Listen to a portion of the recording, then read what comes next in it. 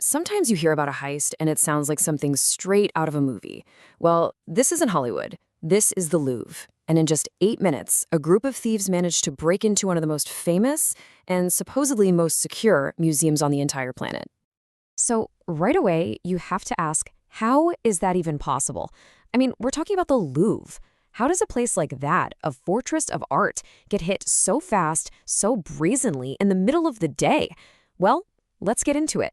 Let's break down exactly how they pulled it off. Okay, so let's set the scene. It's October 19th, 2025, and it's just a totally normal morning at the Louvre. The doors have just opened, the usual crowds are starting to pour in, and absolutely no one has any clue that chaos is literally minutes away. So it's 8:30 a.m., tourists are everywhere. But outside, right by the River Seine, this construction truck, well, it looks like a construction truck, pulls up. To anyone watching, it's just another day, another job. But the guys inside, yeah, they weren't there for maintenance. They had a very different plan. And they knew exactly what they were after. Their target, one of the most spectacular rooms in the entire museum, the Gallery of Apollo. And inside that gallery, well, that's where the real prize was. This place houses the irreplaceable crown jewels of France. We're talking about a collection with just unimaginable value, not just in money, but in history and culture. Okay, so they've got their target locked in. What happens next is just a blur. It's all about stunning speed and incredible precision.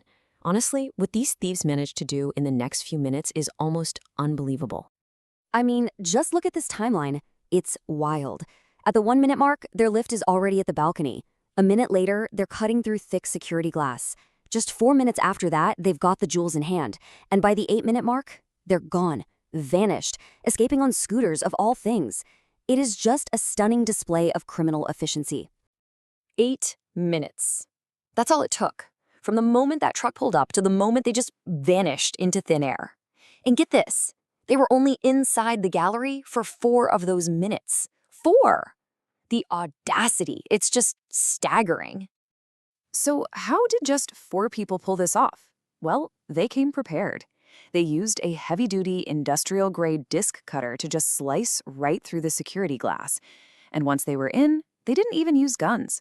They just threatened the guards with their power tools. It created just enough chaos for them to smash the display cases and grab what they came for. They even tried to set their truck on fire on the way out to destroy the evidence, but luckily a quick-thinking staff member managed to put a stop to that. But this is where the story takes a really interesting twist. It's not just what they did, it's what they took and what they left behind. And their choices? Oh, they strongly suggest this was no random smash and grab. Not at all. See, they didn't just smash and grab whatever looked shiniest. Nope. They went for very specific, very historic sets that belonged to French royalty. We're talking pieces from Empress Eugenie, Empress Marie-Louise, Queen Marie-Amélie. Sure, these are 19th century masterpieces, but more than that, they are literally dripping with the history of France itself. Their plan wasn't completely perfect, though. In all the chaos of their escape, they actually dropped one of the items, a 170-year-old crown that belonged to Empress Eugenie. It was damaged, yeah, but it was recovered. And that was one of the very few lucky breaks the authorities got that day. And here's the real kicker. This is what basically gives away their motive. They walked right past the Regent diamond. That's a single gem worth an estimated $60 million. They ignored that. Instead of going for the most expensive stuff, they took these very specific historical sets. And that really only points to one thing.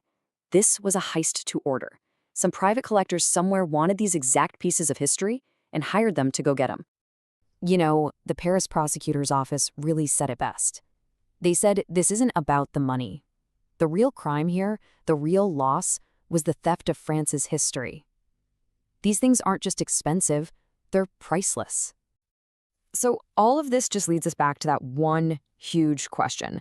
How on earth did this happen at the Louvre?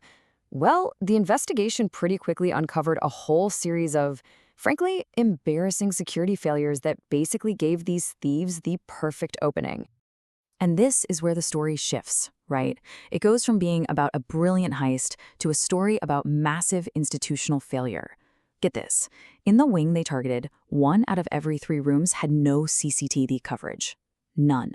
The balcony they used to get in? A known camera blind spot. And, as if that wasn't bad enough, the special alarm right there on that balcony was broken. The only alarm that actually went off was the General Museum alarm, and that delay bought the thieves precious, precious time.